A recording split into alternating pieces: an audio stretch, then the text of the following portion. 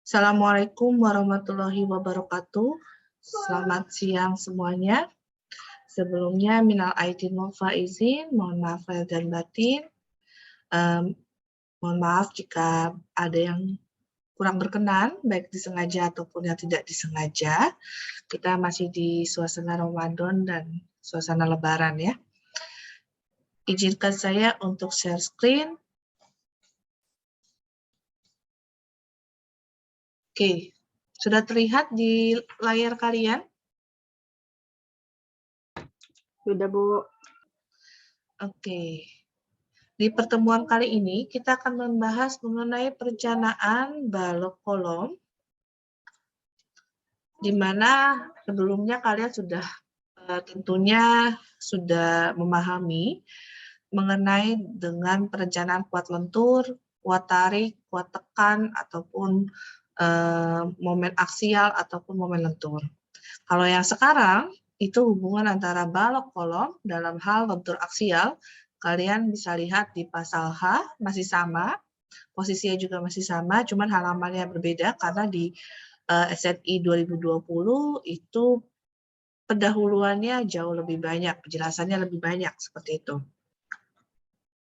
Oke, sebetulnya balok dan kolom itu sendiri dirancang harus bisa memikul beban aksial, baik tarik ataupun tekan, serta yang sudah kita pelajari sebelumnya yaitu momen lentur.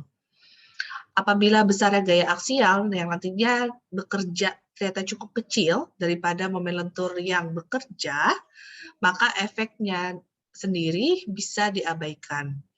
Dan komponen struktur tersebut nantinya didesain sebagai komponen balok lentur.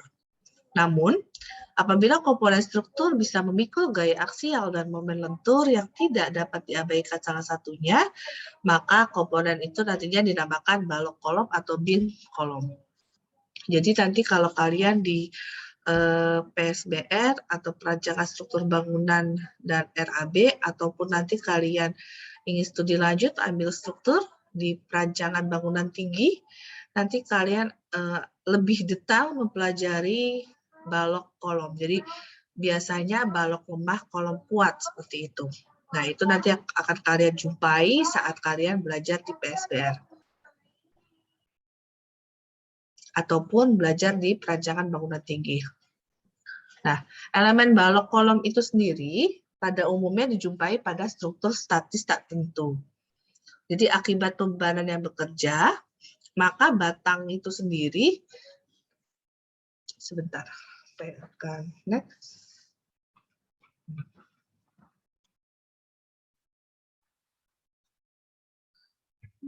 Sebentar ya, diterima. Mouse-nya.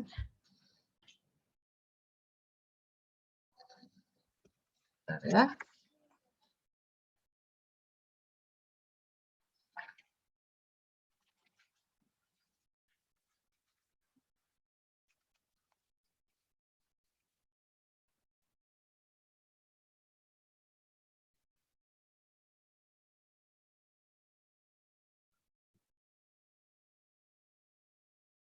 Oh, sebentar ya. Tidak error.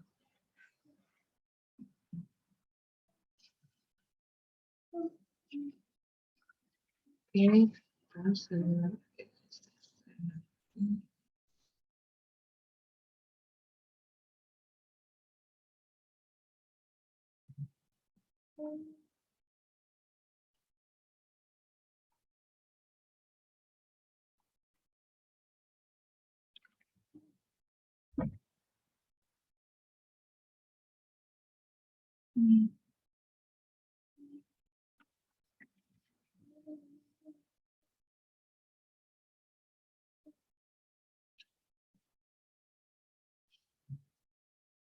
Jadi elemen balok kolom itu sendiri pada umumnya paling sering dijumpai pada struktur statis tak tentu.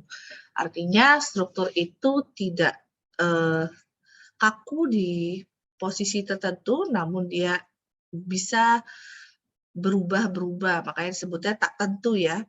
Jadi akibat kondisi pembebanan yang bekerja, nantinya batang ini batang yang kita asumsikan batang AB tidak hanya memikul beban merata saja. Biasanya kan maksudnya batang AB itu seperti ini ya, saya sedikit ini. Biasanya kalau kalian waktu belajar statika, kalian pastinya sering menjumpai batang atau balok sederhana seperti ini B dan ini A.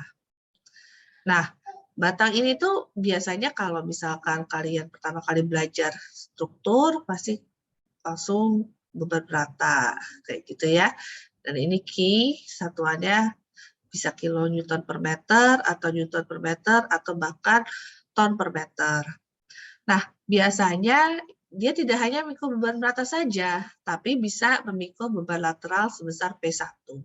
Nah, P1 ini bisa di tengah, bisa di ujung A atau ujung B. P1 ini artinya adalah gaya sentral atau gaya terpusat.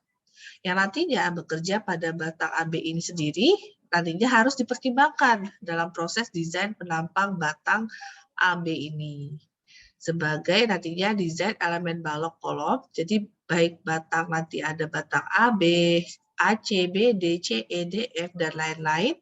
Kalau misalkan kita bicara satu kesatuan ya, seperti ini ya. Nah, ini misalkan A, B, terus C, D, terus ada lagi di sini. Nah, misalkan seperti ini, kan kalau bangunan kan tidak hanya dua ya, jadi misalkan di sini B, E, terus ini F, dan lain-lain. Nah, ini tidak hanya didesain sebagai elemen balok kolom, gitu kan ya. Karena selain memikul gaya aksial, akibat reaksi nantinya antara balok dan kolom itu sendiri ada nanti kalian kenal namanya efek lentur dan efek gaya aksial. Nantinya yang bekerja dan tidak dapat diabaikan salah satunya. Berbeda dengan batang, nantinya didominasi oleh efek lentur, gaya lateral P2, misalkan P2-nya posisi di sini ya, misalkan P1-nya di sini. P1-nya di sini secara horizontal. Nah, itu nantinya P2 ini sendiri, misalkan P1 ini deh, P1 ini, P2 ini. Nah, P2 ini biasanya nanti dipikul oleh bracing-bracing. Nanti bentuknya X, sehingga batang ini bisa didesain sebagai suatu elemen balok tanpa pengaruh gaya aksial. Lanjut kita masuk perencanaan balok kolom menurut pasal H, ini masih belum saya ganti ya, jadi pasal isinya itu masih sama, 1729/2020. Jadi masih berlaku untuk penampang dengan nilai 0,1 kurang dari momen inersia flange, artinya momen inersia pada sayap, dibagi atau terhadap momen inersia sumbu Y, harus kurang dari sama dengan 0,9. Nah, untuk PRPC-nya sendiri, ada yang masih ingat PR itu apa?